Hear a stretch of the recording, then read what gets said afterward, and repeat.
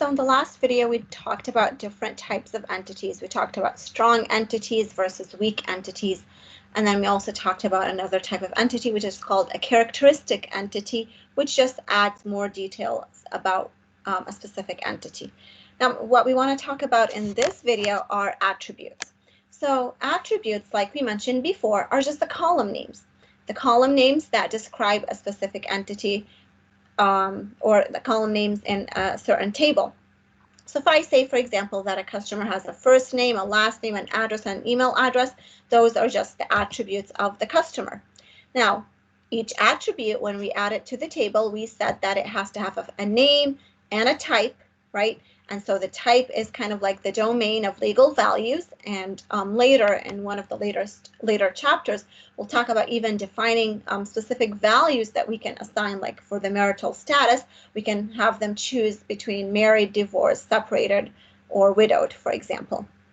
But basically, an attribute has a name, and it has a type, a domain, and it's associated with an entity. So when you talk about an attribute, you have to tell me the attribute belongs to which table, which entity. So if you just say first name, it's not enough. I need to know the first name of the customer table, or the first name of the student table, or the first name of the faculty table. So an attribute has to be associated with some entity.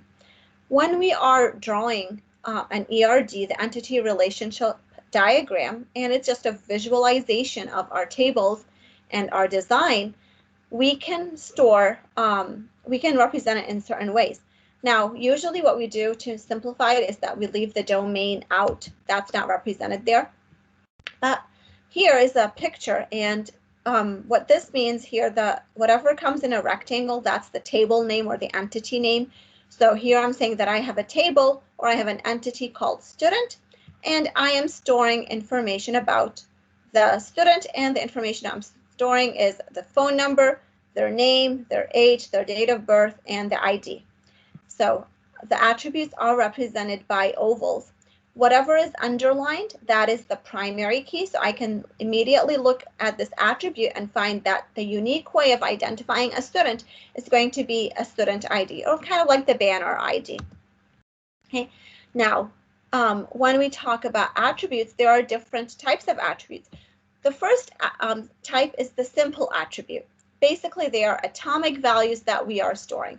So I am storing someone's first name, I'm storing their age, I'm storing their date of birth, their phone number. Those might just be simple attributes. And so those are represented in our table when we create the table, and we'll learn how to create a table very soon. In this table, those simple attributes just show up as the attribute name and the type. Okay, so they are single valued attributes. I'm just storing a single value for it. Some attributes might be composite attributes.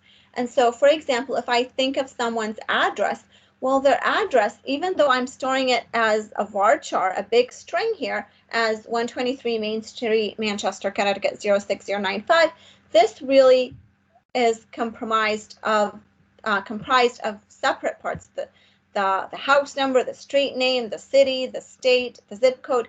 So we call that a composite attribute. So it's an attribute that really consists of more pieces of information. And another type of attribute is called a multi-valued attribute. And those are attributes that have a set of values. For example, if I look at a student's phone number, so here, the student phone number, and when I'm storing a student's phone number, I don't want to store just a single number. I want to store their cell phone number. I want to store their home phone number, where I can access and contact them during the summer. And then I want to store maybe their dorm phone number. So if I'm talking about the phone of a student, it's not just a single phone. It might be many phones that I want to be storing. And so in the ERD diagram, we represent that by two ovals, and that just tells us that actually this attribute is a multi-valued attribute. It is storing more than one piece of information in it. Now, Oracle supports it with nested tables, but we are not going to be doing nested tables in this course. I just want you to know that it is supported in Oracle, but it's not as simple as what we are going to be doing in this course. there are other types of attributes which are called derived attributes, and those are attributes that contain values that are calculated.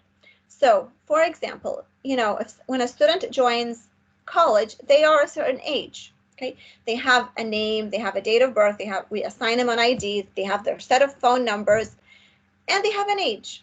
Now, in a few months, if they're born in August, let's say August or September, let's say September, so they join in August and they're a certain age.